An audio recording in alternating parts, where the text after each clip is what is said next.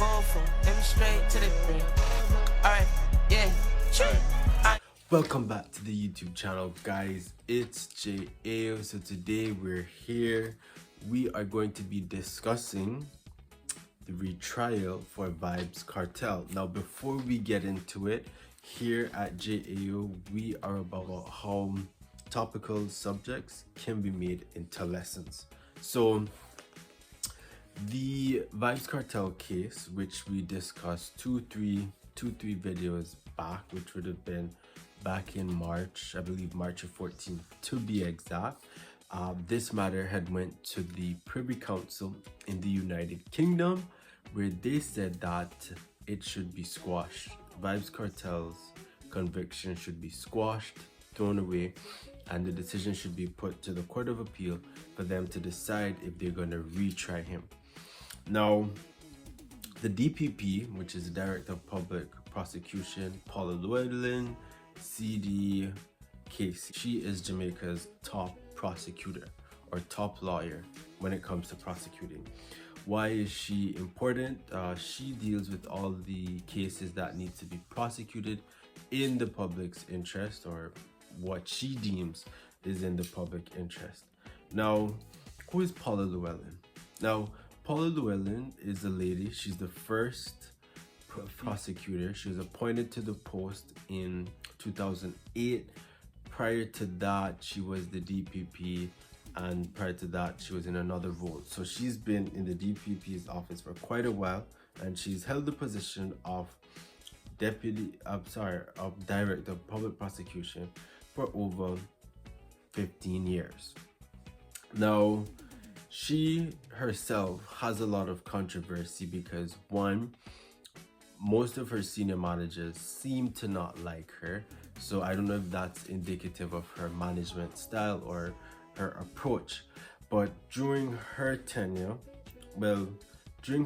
she dealt with like a lot of controversial cases, like the Vybz Cartel case, the extradition of coke, and also dealing with bribery charges for a company or operation called Trafalgar Bahir.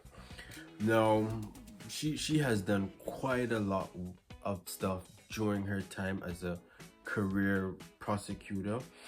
I think what needs to be noted is that when she called in on a radio show 2 weeks ago, and she was giving her opinion on if she'd be requesting a retrial, she said yes, she would be asking for a retrial from the Court of Appeal. Now, mind you, the Court of Appeal has not made their decision as yet, since the whole judgment came down from the United Kingdom's Privy Council.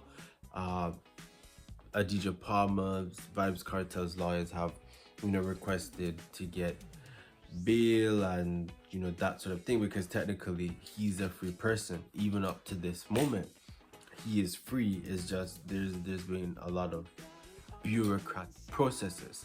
Now, when it came to the three questions that the UK Privy Council raised, or what the whole merit and basis of the appeal was, there was bribery, tampering, should the judge have kept the jury to discuss and deliberate late in the day, and should the citizen or Jamaican citizens' rights be breached because some of how the information got forth, they did not do it the right way. The DPP, as a matter of fact, did not do it the right way in really going through the process of sequestering and getting the right approval.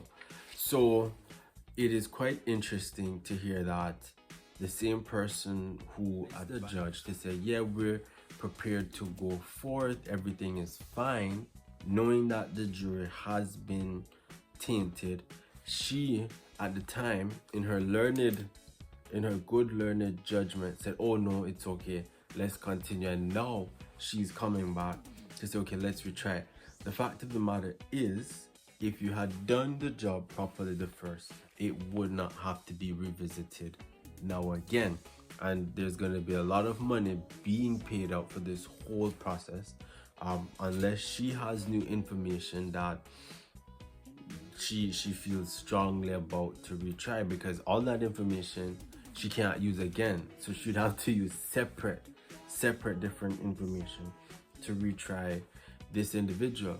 Now, what even goes farther with this case is that both the trial judge and the appeal judges were not aware of the 1983 rule, which came from the president of the Court of Appeal, Zaka.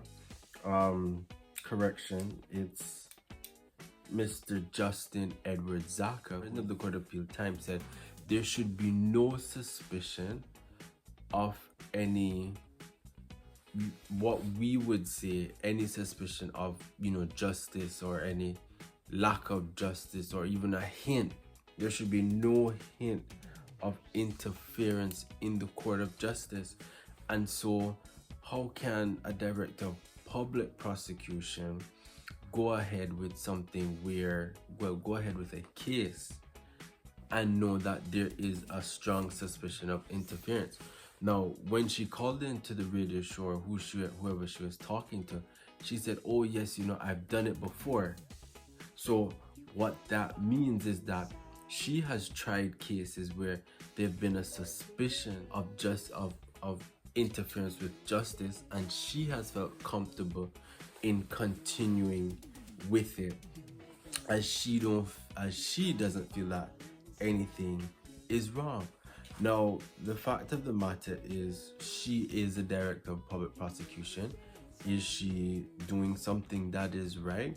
In my opinion, I can't say, but it does question really her ability to be impartial and balanced. Just because you want to lock someone up or take certain corners to do that doesn't mean that that's the right way to go. You're telling people to be law-abiding citizens, but then breaking certain rules on the inside. It doesn't go over well, and it doesn't look good. Now, just because she's requested it doesn't mean it will happen. The Court of Appeal still has the right to make a decision, so she could request all she wants. It doesn't mean that it's gonna happen. And at the end of the day, if she had done her job well first time, it would not have come out to this revisiting again, because the whole view of it is that, okay, well, we're going to try to tire out this individual, and hopefully they don't have enough funds to carry out this case or see it through. My question is, well, what does the DPP people who don't have that much support? Is the DPP abusing people and using their power to abuse less disenfranchised or disenfranchised people?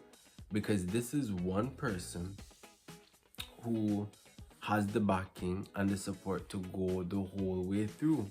So it seems there are a lot of questions that have remained unanswered, where you have the former Prime Minister of Jamaica coming in to tell you this is something you need to look at in terms of the reference of law.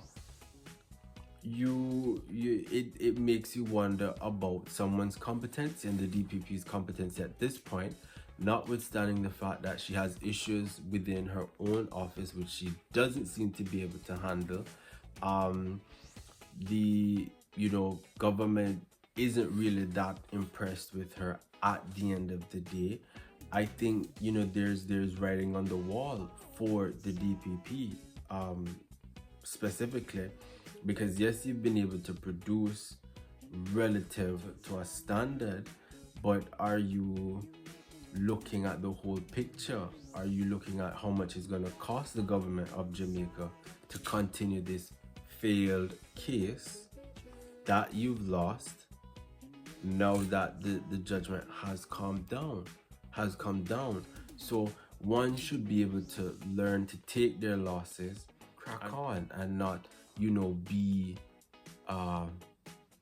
so stuck up or caught up on something. And the DPP cited that this wasn't being made based off of emotions, but rather law. Now, the thing with the law is that the law is the law, but the law is not always right, because there were things in history that was the law, but it did not make it right. So when we're looking at this, I hope the view is that, okay, yes, this is the law is, yes, you can retry the person, but are you going to get the supporting information the right way, sequester it the right way? You're gonna ensure that the jury isn't ill-tempered but biased, or that justice isn't viewed as it's compromised. Those are factors one should take into place, but it does bring up a lot of ethical questions and the practice in which the DPP carries out the mandate for the people of Jamaica. And yes, she works for the people of Jamaica, and that is something that the DPP has to consider at the end of the day.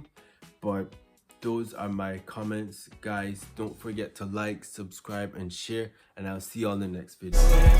The phone from, let me straight to the brim. Alright, yeah, I ain't going